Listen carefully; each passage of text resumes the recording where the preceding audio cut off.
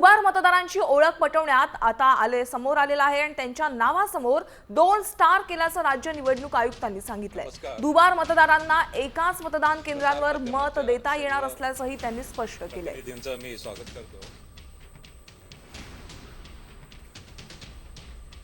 या निवडणुकीसाठी मतदार यादीमधील संभाव्य दुबार मतदारांची ओळख केलेली आहे आणि संभाव्य दुबार मतदार यांच्या नावासमोर डबल स्टार असं त्यावर मार्क करण्यात आलेलं आहे। आणि संभाव्य दुबार मतदारांच्या संदर्भात जी प्रक्रिया आहे की संभाव्य दुबार मतदारांमध्ये महापालिका आयुक्तांच्या मार्फत संभाव्य दुबार मतदारांच्या घरी जाऊन सर्वेक्षण केलेले आहे आणि त्यामध्ये दुबार मतदारांना विचारून तो कुठल्या मतदान केंद्रावर मत देईल या संदर्भात त्याच्याकडून लिहून घेण्यात आलेले आहे आणि त्या मतदान केंद्राच्या व्यतिरिक्त इतर कोणत्याही मतदान केंद्रावर त्याला मतदान करू दिलं जाणार नाही।